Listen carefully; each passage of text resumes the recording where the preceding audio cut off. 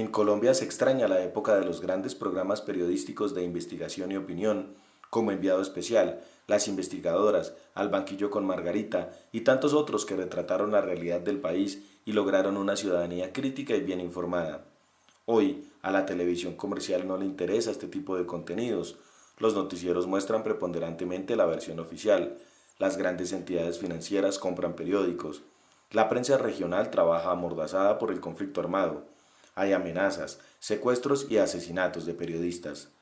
Una verdadera libertad de prensa pasa por la apertura de nuevos medios y espacios, la aparición de muchas voces y el respeto al trabajo de los comunicadores.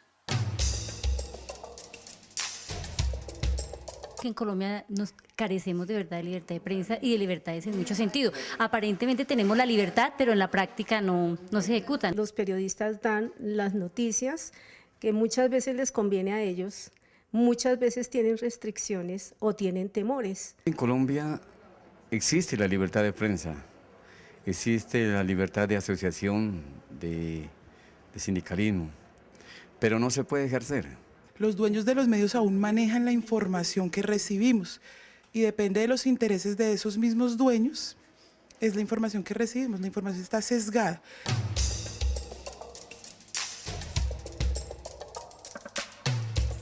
Muy buenas noches, bienvenidos a Contrastes, porque la realidad tiene diferentes miradas. Este es un espacio creado por la Federación Colombiana de Educadores para que usted, en la tranquilidad de su hogar, construya opinión. Hoy nuestro tema, la libertad de expresión. ¿Cómo se encuentra Colombia a nivel mundial, a nivel de América Latina? ¿Cuáles son los índices que se vienen registrando? Y esta reflexión, por supuesto, en torno a la conmemoración, a la celebración que en días pasados se realizó sobre este tema y el secuestro del periodista francés Roméo Langlois, que se encuentra en poder de las FARC, y todo lo que ha generado, la movilización y la opinión que se ha generado en torno a este tema y a la autocensura que afortunadamente los periodistas han tenido que desarrollar, han tenido que autorregularse frente a la información del Estado. Esta noche nos acompaña el periodista Ignacio Gómez, él es presidente de la Fundación para la Libertad de Prensa. Mil gracias por acompañarnos esta noche, Ignacio. Es un placer estar con ustedes. Ignacio, ¿cuál es el diagnóstico frente a la libertad de prensa en nuestro país? Según algunas organizaciones internacionales, pues no es la más favorable, infortunadamente. No todas las organizaciones internacionales. Después de una cena que tuvo el presidente Uribe, a la que con el patrocinio de la Drummond invitó a los directores de medios de América Latina, la Sociedad Interamericana de Prensa, digamos que dio un giro en su perspectiva para empezar a medir la libertad de prensa con base en las cifras de los muertos. Y recientemente esas cifras han disminuido, sí. Por lo tanto, entonces diría el presidente, lo decía el expresidente y lo dice ahora el presidente, que Colombia ha avanzado muchísimo en materia de libertad de prensa por tener menos muertos. Entonces yo creo que en primer lugar hay un error al considerar que menos muertos significa más libertad de prensa, cuando podría exactamente leerse al revés.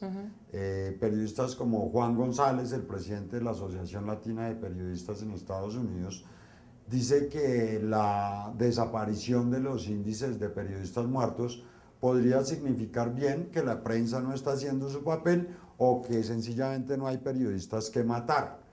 Por otra parte, esta sí corresponde a unos esquemas de protección de periodistas que persisten y que han aumentado, es decir, han aumentado los riesgos contra periodistas definidos por el Estado. Hay menos muertes porque hay más escoltas.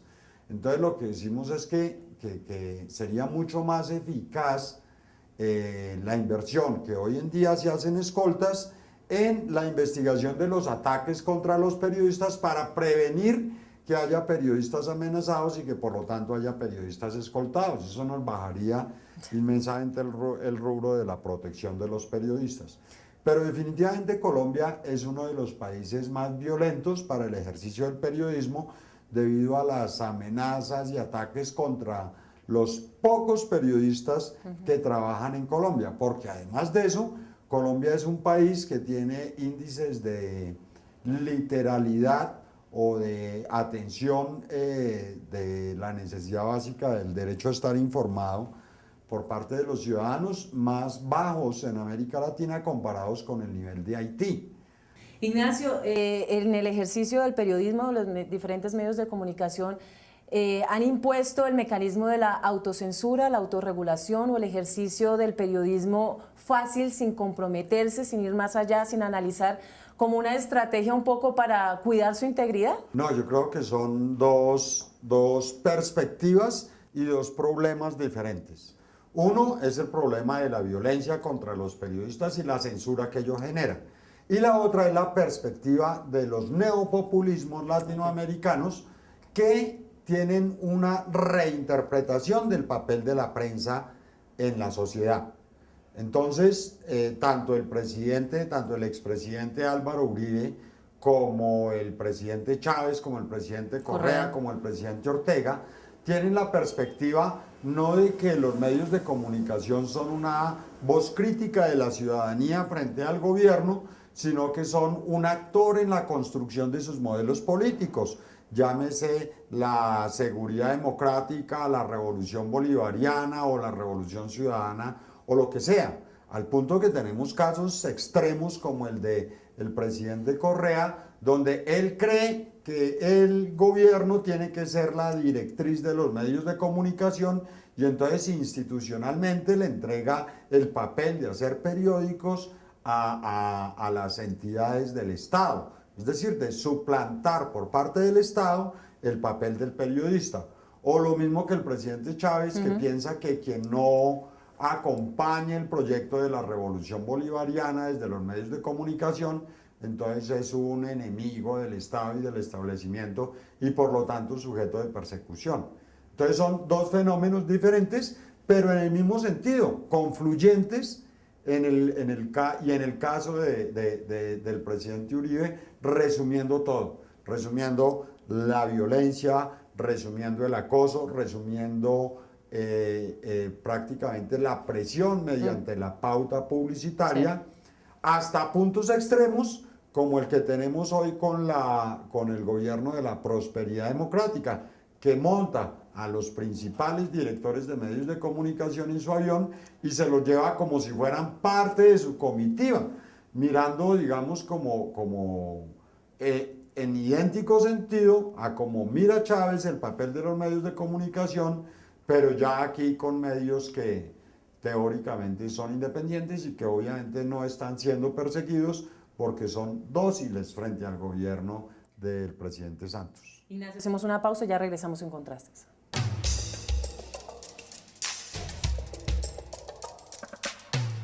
Radio Revista Encuentro. Programa institucional de PECODE. Encuentro. Sindicalismo, arte, cultura, actualidad, tecnología, pedagogía, educación. Las expresiones de vida con que se construye Colombia tienen un punto semanal de encuentro. Todos los sábados a las 7:30 de la mañana por Colmundo Radio.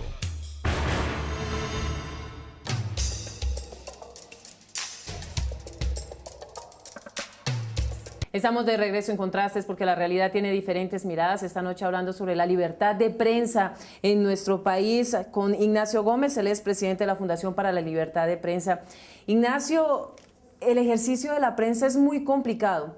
Cada día salen comunicadores y periodistas con la expectativa de cumplir un sueño y una utopía que es el de informar a través de la información y generar opinión. Infortunadamente en el escenario laboral la cosa va cambiando porque se van dando cuenta que la información se negocia, se desarrolla a través de transacciones y esos periodistas independientes van desapareciendo un poco. Aquellos que tienen muchas agallas y demás siguen poniéndole la cara y el pecho al asunto y siguen informando y poniendo, por supuesto, su vida en riesgo, la de ellos y la de sus familiares. ¿Hasta cuándo las condiciones, cuáles son los requerimientos que debe tener o debe presentar este país para que la libertad de prensa sea eso? Lo que está constituido en la Declaración de los Derechos Universales, en los acuerdos internacionales, en la Constitución Nacional, que no todo se quede en simples palabras y que los sueños sean eso, por tener una libre prensa. Yo digamos, tampoco tengo esa perspectiva de que capitalismo salvaje, por decirlo así, es enemigo de la libertad de expresión, de mirarlo en esos puntos extremos. Yo creo que más bien cualquier negocio se basa en la calidad del producto. Y entonces si entiendo que hay un inversionista metiéndole dinero a un medio de comunicación, no lo va a hacer como un panadero que compra una panadería para hacer mal pan, sino que ahí tiene que haber un ingrediente de calidad y por supuesto el que genera la calificación de calidad es el consumidor finalmente. Entonces yo no creo que una gran inversión de capital signifique una reducción en la capacidad crítica de la prensa. Creo y espero que sea lo contrario y que lo que se esté aumentando ahí es la calidad del periodismo, entendiendo como calidad esa capacidad de fiscalización que la prensa tiene. Ignacio, pero por cuando... otro lado, creo que hay unos problemas que tienen que ver con la modernidad y que tienen que ver con una crisis que vive el periodismo a nivel mundial, en el sentido en el que la era digital está marcando un nuevo camino a la prensa en el que todavía no está solucionado el problema de quién paga esa producción. Entonces eso produce un desbalance y una crisis que lo primero que afecta es la calidad de la información que la gente recibe. Ignacio, pero cuando uno sabe que el inversionista o el panadero tiene acciones corruptas o no coherentes y demás, y el periodista lo sabe, pero no lo puede decir, porque es un poco, como se dice coloquialmente, patear la lonchera. Es que para eso está la diversidad de medios de comunicación. Es decir, no se trata de que Avianca en un momento dado pueda ser criticada desde el tiempo, pero Avianca obviamente tiene competencia y la competencia patrocina medios de la competencia. Es decir, si existiera una diversidad de medios, esa diversidad es la que genera la democracia. Aquí el problema es que como son tan pocos medios, un solo y al mismo tiempo a esto se une la mala repartición de la riqueza en el país. Entonces se pueden producir esos mecanismos de control como los que tú describes. Pero repito, yo no creo que esas inversiones en medios de comunicación se hagan para hacer malos medios de comunicación explícitamente.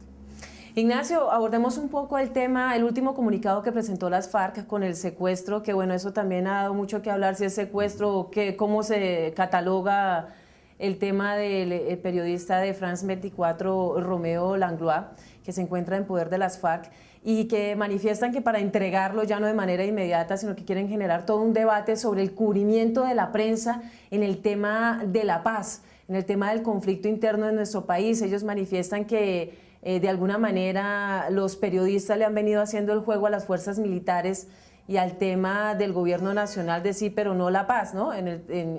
Hablando que ellos, Romeo se encontraba con las fuerzas militares, iban a cubrir un operativo de antinarcóticos y demás, pero que tenía prendas militares, de muchísimos argumentos.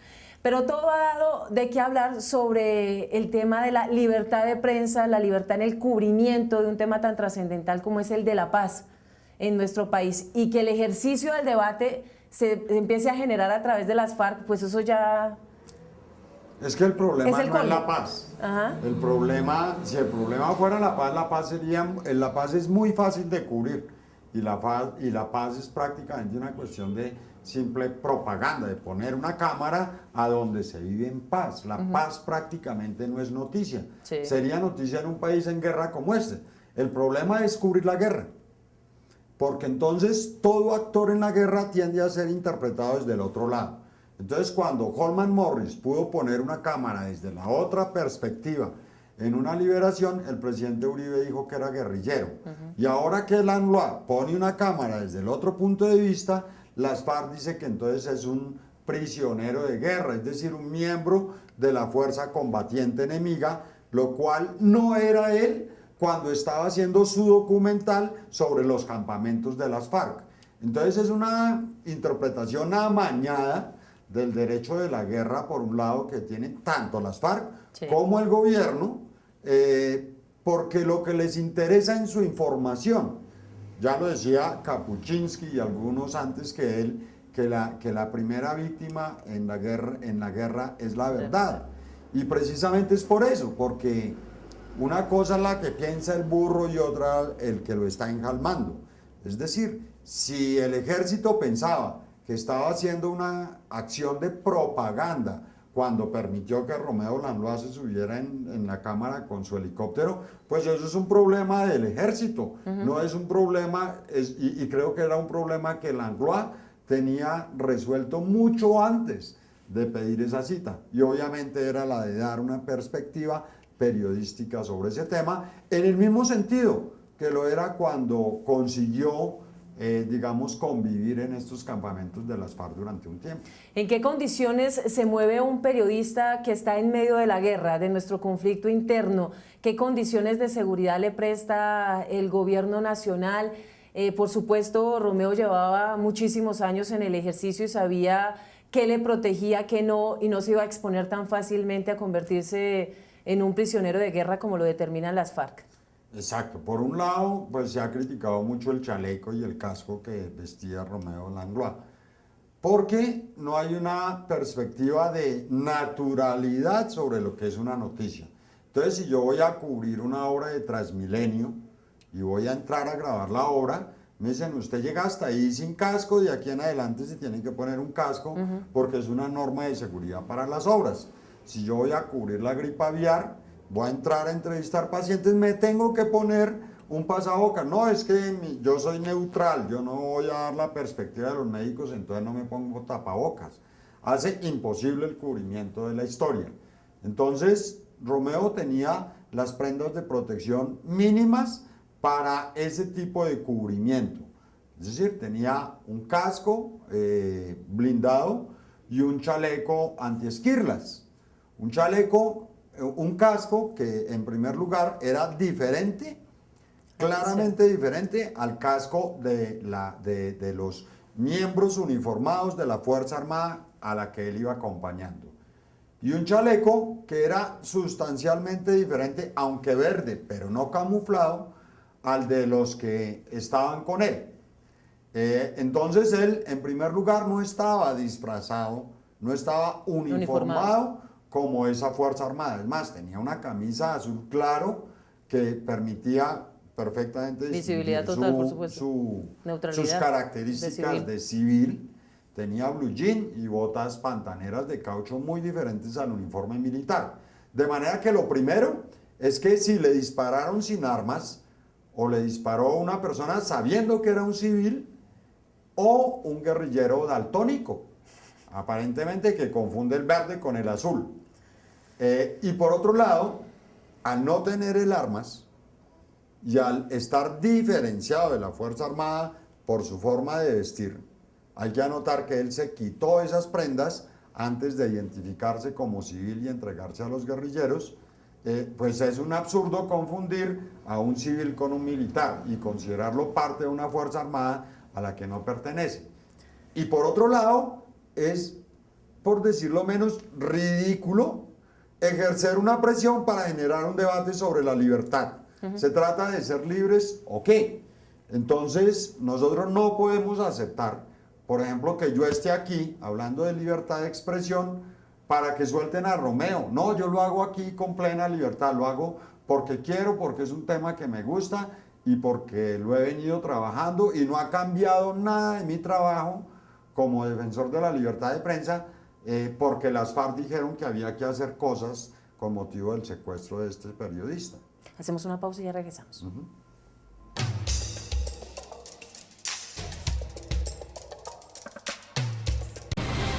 La magia de la radio por internet conecta al magisterio colombiano. Escucha nuestro programa Encuentro a través de la página www.fecode.edu.co. Voces de actualidad, temas de interés, opiniones y música. Haz clic sobre el icono Radio FECODE y accede al sonido de la educación colombiana.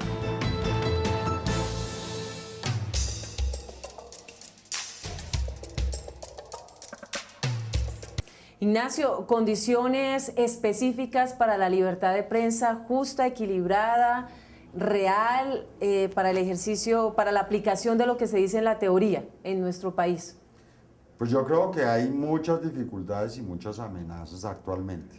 En este momento, con el trámite de las reformas constitucionales y de la reforma a la Administración de Justicia y de la Ley de Seguridad Nacional y de la reestructuración del Estado, en todas las instancias se están moviendo iniciativas legales para censurar, para restringir el acceso ciudadano a la información de interés público.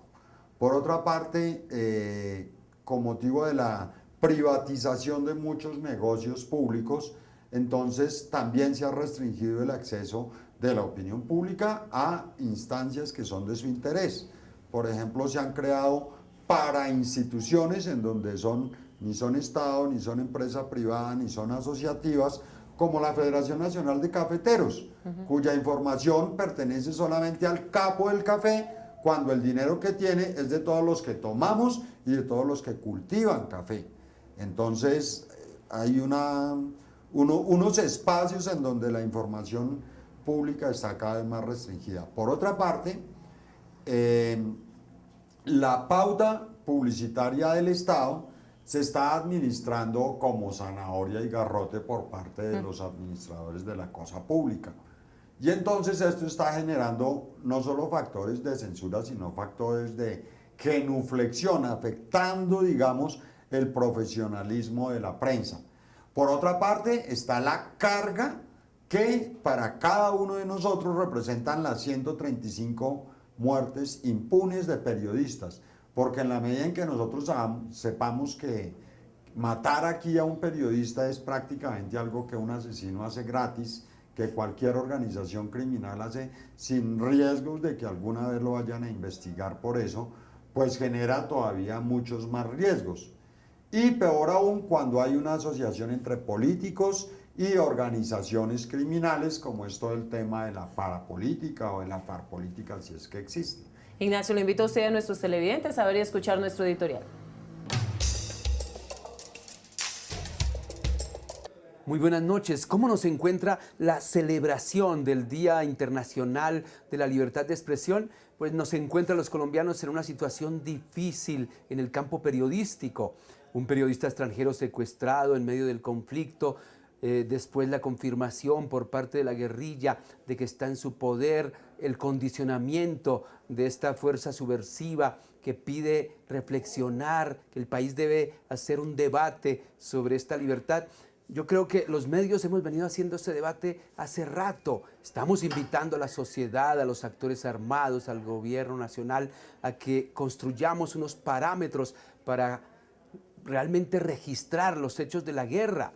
No porque nos lo pida la guerrilla, las universidades también lo están haciendo, también otros sectores de la sociedad civil. Si es necesario hacer este debate para aclarar cómo llega un periodista a cubrir una información del conflicto, en qué condiciones debe llegar, si debe llegar con un bando armado, si lo deben respetar porque utiliza un uniforme azul o un casco protector o un chaleco antibalas. Todo esto debe quedar claro en un conflicto como el colombiano. Claro que tenemos que reflexionar sobre estos asuntos y lo estamos haciendo en universidades, en medios, en colegios. Los periodistas van a hacer charlas, las agremiaciones periodísticas están difundiendo este debate hace rato, no porque nos lo pida las FARC, sino porque es necesario. ¿Hacia dónde vamos? Ojalá a la liberación inmediata de este periodista. Es un periodista muy comprometido con el pueblo colombiano para contarle sus historias con el mundo entero, porque esas historias a través del Canal 24 van a conocerse internacionalmente. El Canal Capital ha emitido varios documentales de este periodista. No se nota allí ninguna parcialización con uno de los grupos armados, todo lo contrario, un cuestionamiento y un repudio a esa violencia de la que estamos cansados los colombianos.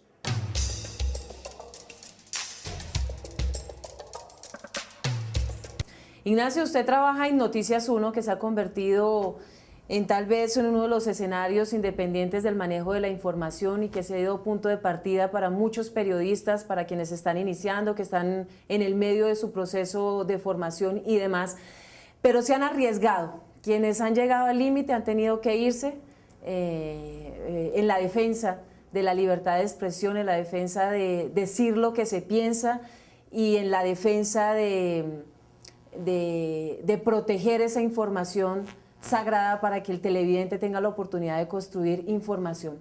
¿Es fácil, es complicado fortalecer y potencializar un medio como Noticias 1, que se ha caracterizado precisamente en eso, en manejar información independiente que no cuestiona al periodista, sino que cuestiona la fuente y la información que ésta genera?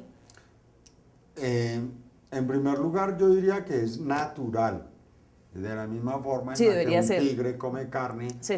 pues al periodista le toca dudar de lo que le dicen, encontrar las inconsistencias en lo que le dicen, ser crítico en sus preguntas y mirar con desconfianza cualquier verdad, porque él está ahí para encontrar los momentos, las instancias en las que el interés ciudadano es vulnerado.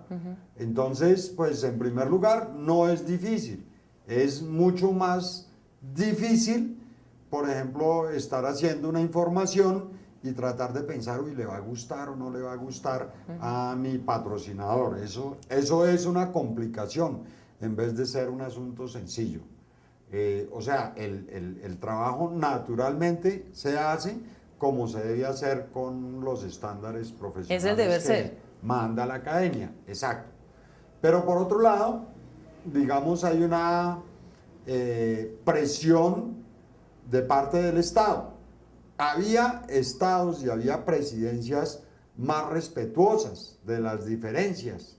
Había presidentes que entendían más claramente que los medios de comunicación tenían un papel crítico dentro de la sociedad. Pero digamos que esa inteligencia sobre la función del periodismo en la democracia se ha ido rebajando en el coeficiente intelectual de los últimos presidentes y de la dirigencia política colombiana. Entonces, hay zonas en donde prácticamente el alcalde o el poder político local mira al periodista como su sirvienta, como el encargado de contar las cosas buenas que él hace, y le reprochan porque habla del desperdicio de un bien público, porque habla de errores o delitos cometidos por los administradores de lo público, cuando eso es lo natural del periodismo. Entonces aquí hay también una sociedad, sobre todo una sociedad política, que está dejando de entender el concepto de la libertad de expresión. Ignacio, una última pregunta para una respuesta muy corta. Hay quienes dicen que no solamente atacan la libertad de expresión y el deber ser del periodista, de los diferentes agentes del conflicto, gobierno, paras, las FARC, el ELN y demás que están inmersos, sino también la misma ciudadanía, al convertirse en un ente de convidado de piedra, pues, que se ha vuelto conformista, que no quiere noticias violentas, que no quiere noticias de denuncia, que no quiere saber un poco más allá de lo que hay, y hace que el periodista registre, más no investigue. Yo creo que hay también en esa disyuntiva una separación entre lo que los medios representan para la sociedad y lo que la sociedad representa para los medios. Los medios tienen que ser la expresión de la sociedad. Por eso programas como este son importantes, porque FECODE tiene un mensaje importante que contar. Y lo lógico es que FECODE encuentre el medio para contar su mensaje. De manera que estos son los espacios para que ese problema se arregle. Mil gracias por acompañarnos esta noche. Nos reencontramos el próximo lunes 11 de la noche en Contrastes, porque la realidad tiene diferentes miradas. Buenas noches.